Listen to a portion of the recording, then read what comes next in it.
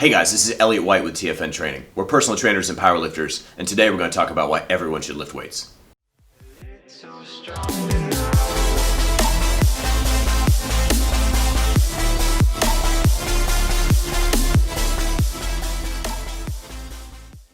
So why should everyone lift weights? This is a conversation we had with every single client who walks through our door. We exist and got started 7 years ago to really teach people this basic principle that everyone in the world really should lift weights, and the world would be a better place if everyone did this. So why is that? Why should everyone lift weights? So the reason why people should lift weights is because of all of the things that a lot of people do for exercise actually happen from resistance training. So some of the benefits of resistance training are improving your muscle mass, decreasing your fat, improving your cardiovascular capacity, improving bone density, and improving your flexibility. And all 5 of those things sound pretty awesome. Now, what if I told you you could have all 5 of those things in only 3 hours a week? That's actually a very efficient as far as most people's exercise is concerned. A lot of people think they need to get on an elliptical for 45 minutes at a time and watch CNN on subtitles and just be bored out of their mind while they go through this aerobic exercise protocol. What if I told you you didn't have to do that? I wouldn't do that either, because that sounds terrible. So what lifting weights allows you to do is do exercises that you can actually improve on over time and measure that improvement by measuring how much stronger you get by adding 1 more pound to the bar, adding 1 more rep, decreasing your rest time. All that stuff allows you to do a thing that's hard and present a challenge to your body in a controllable environment that your body adapts and responds to positively and gets stronger over time. And that's just about the coolest thing that I could share with anyone. And that's why I want lifting weights to be a basic thing that everyone in the world does. When they think, I want to get stronger, they should think, I want to lift weights. When they think, I want to improve my flexibility, they should think, I want to lift weights. When they want to improve their cardiovascular capacity, they should think, I want to lift weights. That needs to be the standard of where our exercise is and the base on which everything else develops from. So we at TFN teach everyone in the world to lift weights. That's me, that's you, that's grandma, that's grandparents, that's the dog, that's everybody. So your body is consisting of bones and muscles and tendons and ligaments, and all of those things are designed specifically to move you through a 3-dimensional world against gravity. And the cool thing is, we measure gravity in pounds, so we have a specific unit of measurement.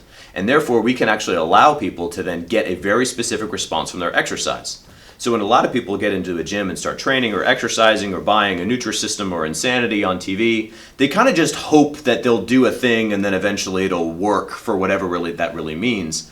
But we're actually really good at this science thing as human beings. So we know how to make people's body fat go up or body fat go down, or muscle go up or muscle go down.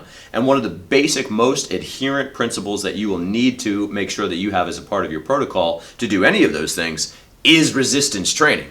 If you can do 1 more pull-up than you could do previously and you look in the mirror, you probably don't look that different. But if you add up those tiny little wins, that tiny little progress over time, you can actually make dramatic improvements to your body. And through resistance training is actually the way that the most dramatic improvements to your body are actually going to happen. A lot of people get lied to about what's actually going to change their body, whether they think it's this new diet program that they saw on a late night television show, or this new insane group exercise program. And a lot of people kind of churn through those programs and realize that they never really actually get them where they want to be. So we tell people at TFN, you want to stop guessing and start progressing. This is a science where your body adapts and responds to stimuli exactly the way that we think that it would. And so where we start off most people is by lifting weights 3 times in a week. So that's an amount where it's hard enough that you actually have to take a break from it afterwards to allow your body to be stressed and then adapt and respond and come back stronger the next time. So now everyone should be trying to lift 1 more pound than they could before, because that progressive overload is where training is made and how your body adapts. There's no such thing as maintenance. There is better and there is worse, and resistance training gives you that immediate feedback. So I mentioned grandparents wanting to lift weights, and I mentioned being able to lift 1 more pound than you could before. Well, how many pounds are we really talking here? So obviously loading up 700 pounds on your grandmother on her very first day of lifting weights is probably not a good idea. Being able to find out where someone is from the very first day requires an expert like what we do when we meet people for the very first time. So we find out what their level of advancement is. So your goal is to do just a little bit more. So if you've never done 3 bodyweight squats, your goal is to try to do 4, and then 5, and then 6, and build from there. If you're an elite level powerlifter and you squat 700 pounds, congrats, that's cool. Go for 701. And that ability to try and to improve just a little bit is a thing that all humans share, and that's one of the things I love most about TFN. Every single person who comes in here recognizes that they're just trying to do a little bit better, and so we support each other in that endeavor. And it's really cool to see everyone, from the very, very strong to someone who's a brand new beginner. That thing that we all have in common is that we're all human beings and we're all working against gravity, and we measure that oftentimes in squats. So when you're learning how to lift weights, learning how to do it properly is of the utmost importance. So technique is not just something that looks pretty or is something that a bunch of trainers decided on is going to be the correct way to do it. Technique is a biomechanically efficient way to move loads from point A to point B, which is really what we're measuring in the pounds of gravity in resistance training itself. So how you do that matters a lot. And so by learning how to lift weights properly, learning how to control a brace neutral core position, learning how to control a retracted and depressed shoulder position, how to externally rotate a hip properly without losing your core position, some things that sound complicated start to become a lot more practical in your everyday life and teach your body how to move more efficiently. So technique isn't just about being pretty, it's about what moves load from point A to point B the most efficiently to prevent injuries and also maximize your efforts. A lot of people spend a lot of time and a lot of years in gyms, myself included, my teen years exceptionally, in trying to figure out what it is that they want to do and trying to figure out how to do it properly. We've done all the guesswork for you at TFN. We just tell you, these are the things you need to do, these are the ways that you want to do it, so that you can maximize every single set of every single rep that you do. So lifting weights shouldn't be measured in weeks. A lot of training programs will say 8 weeks to better abs or 12 weeks to bigger biceps. You want to measure your training in years. So the best training program is 3 times a week for 52 weeks in a row.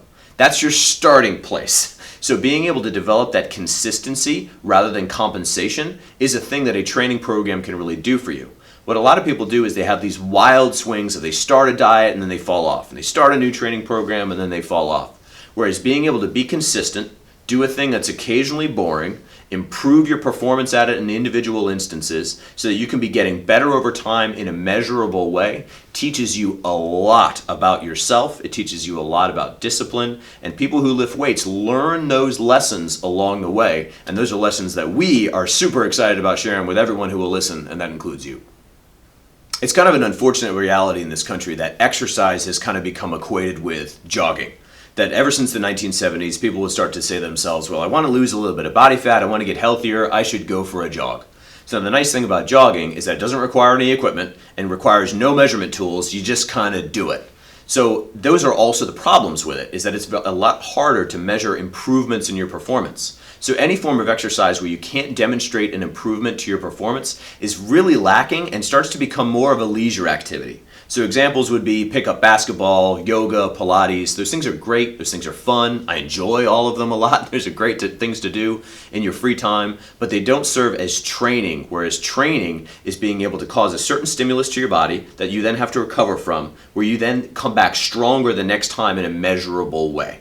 So the problem with jogging is that it's actually very high impact for a lot of people, and people's technique at running is actually pretty poor. So now we've got this not low intensity but high intensity thing that you're just going to be doing repetitively over and over and over again without any training whatsoever. Not to mention that when you train your body to jog, you're actually training your body to become more and more efficient at expending less energy, which defeats the purpose. So with resistance training, now we have an exercise that uses a ton of muscles. It uses a very large range of motion that causes improvements in flexibility and strength over time in a demonstrable and scientific way. That then allows you to then measure your improvement over time. So whereas with jogging, you just kind of, did you do it or did you not? What we do when you make progress, when you get stronger, guess what we do? We add some more load to the bar. And guess what? I don't know any human being who's ever maxed out a barbell in a way that they can't add a little bit more the next time. So what you do is you now have an infinite ability to progress forever and be able to measure that progress and see whether or not your efforts are actually paying off to the thing that you wanted to do, other than taking a jog and then saying, did anything happen? I'm not really sure. When you lift weights, you can say, I squatted a new PR today, a new personal record. This is the most that I've ever done. And I tell you what, I've seen a lot of smiles on people's faces, but never as big as, wow, I've done a thing that I've never done in my life before.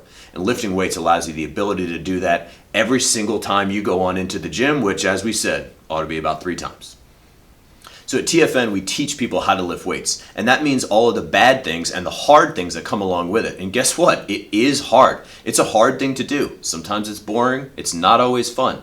But discipline is what you do when you don't really want to. And people think exercise is supposed to be fun and enjoyable all the time, and it's just not. If you wait until you have an extra hour laying around in the day, if you wait until you see a perfect Facebook post to get you in the mood to go train, it's just not going to happen.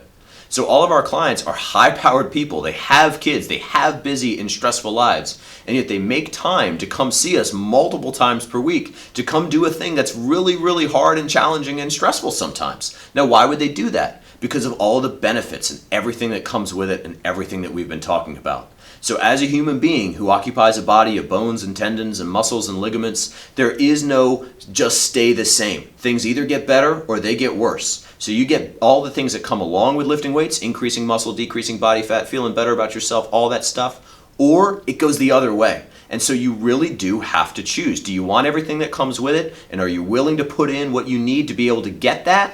Or are you not? And you have to be able to live with that choice. And I wish more and more people in this world would make that choice towards, do you know what? I should lift weights because I'm willing to put in the hard work, I'm willing to put in the effort, and I can do it, and I want those benefits, and I'm willing to prioritize it in my life. And I think our world would be a better place if everyone did just that. A lot of people, when they start lifting weights, are kind of surprised to realize one of the side benefits that I feel is so meaningful, at least in my own life, and that's that it actually has a benefit to your mind state and almost as a meditative state. So when a lot of people are going through life, they're looking for a dopamine rush. And that comes from a Facebook post, an Instagram like, driving in a really fast car, doing drugs, a lot of negative behaviors. But guess what? Lifting weights can actually do that for you too. And so it becomes a way to kind of quiet your mind down, both physically by literally making you tired, but also sending a signal to your nervous system to give you a time to be in that fight or flight, agitated adrenaline state, and then also a time to be in your parasympathetic nervous system, the rest and digest system. So it tends to balance a lot of that out. So we have a lot of clients who say, well, you know, I'd really love to exercise. That sounds great and all, Elliot, thanks. But I really don't have time, and when I come home from work, I'm exhausted. So one of the things you really need to do in those situations is make time to exercise, because it actually allows you to have the ability to then have more energy. So your ability to create positive stress in your body not only gives you that fun little dopamine rush, it's enjoyable while you're actually going through it, but then it also has a positive effect on your body long term. So it's not just your body that's getting strong, it's your mind too. So when I say everyone should lift weights, I really do mean everyone. So some of the effects of aging that people notice is a decrease in bone density and a decrease in overall muscle. And so the nice thing is resistance training actually increases both of those things in a measurable way. So when you've increased your bench press, that's cool and all, and it's nice to have PRs, but to physically improve your bone density and improve how much muscle your body would be losing otherwise can literally counteract the process of aging itself, and that's worth fighting for and spending some time on. Now what about kids? People often say, well, doesn't it stunt your growth to have kids resistance training or lifting weights? It actually doesn't. If that were a fact, then two kids who run into each other on a soccer field and they both break their legs would have one leg shorter than the other. And I don't know about you, but a lot of the elementary schools I've been to don't have a lot of short-armed kids walking around. So it's not really a thing that even breaking a growth plate actually decreases the length of a limb as it grows. So it's not really real in and of itself. Not to mention resistance training by its very nature is inherently scalable. Two 80-pound kids running into each other on a soccer field is an unscalable event. Whereas when you're training one-on-one with a child at a time, you can make sure that the exercise is graded appropriately for their level of advancement and attention, and you can get zeroed in on their loading really down to the millimeter and even down to the pound to make sure that it's appropriately loaded. So being able to make sure that you're doing an appropriate exercise with someone young will teach them all those benefits of working hard and showing up and working towards a larger goal while improving their body at the same time.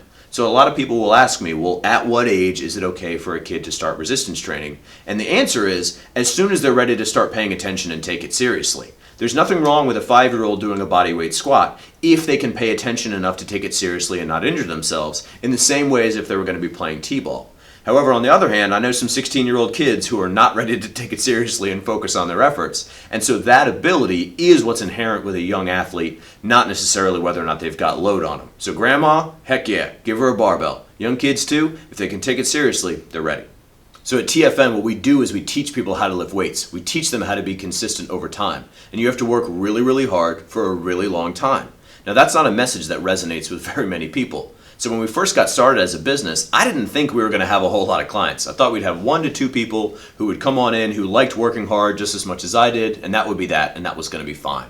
I've been continually astonished by just how many people that message that hard work works and that you can make time for it when you see the benefits has really been able to reach. So a lot of our clientele will come in from high performing jobs. We have young people who are getting involved in their very first sport. We have some people who are super strong. We have some people who are not. We have some people who are injured and trying to get better. And the cool thing is every single one of those people is trying to improve just a little bit, and resistance training and lifting weights serves as the great equalizer that brings us all together. And it's so fun and awesome to be able to share that with people, that the thing that we can bond with is that we know what a really hard set of squats can do for you.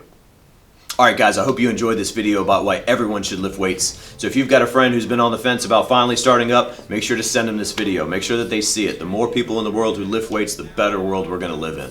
So make sure to like, subscribe, and hit the notification bell. We'll see you next time.